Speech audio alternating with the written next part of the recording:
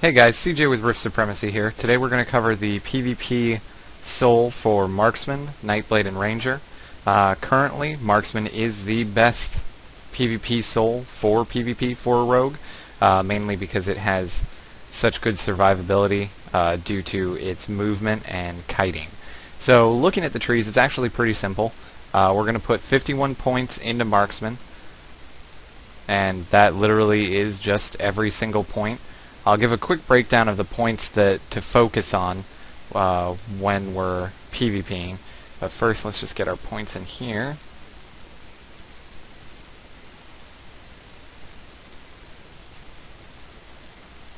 And there we go. We've got 51 points.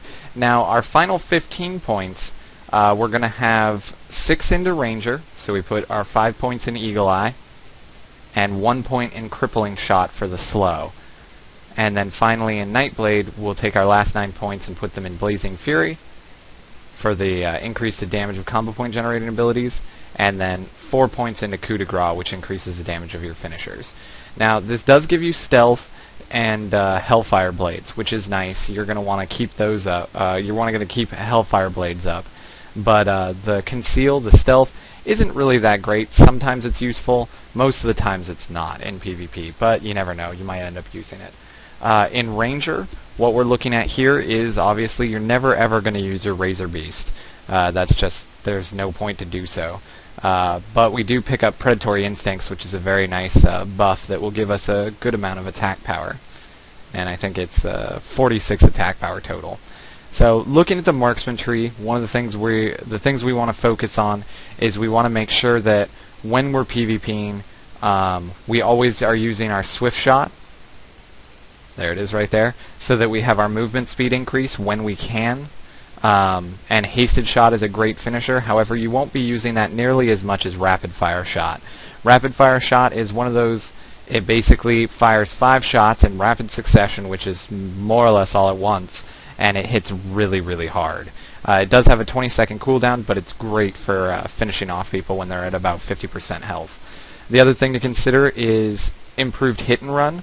That allows you to be able to spam Empowered Shot and Deadeye Shot without having to stop moving, because it reduces their casting time to 0.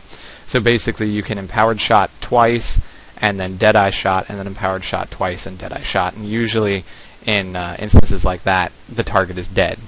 The final thing we have is Strafe. That's a very important skill.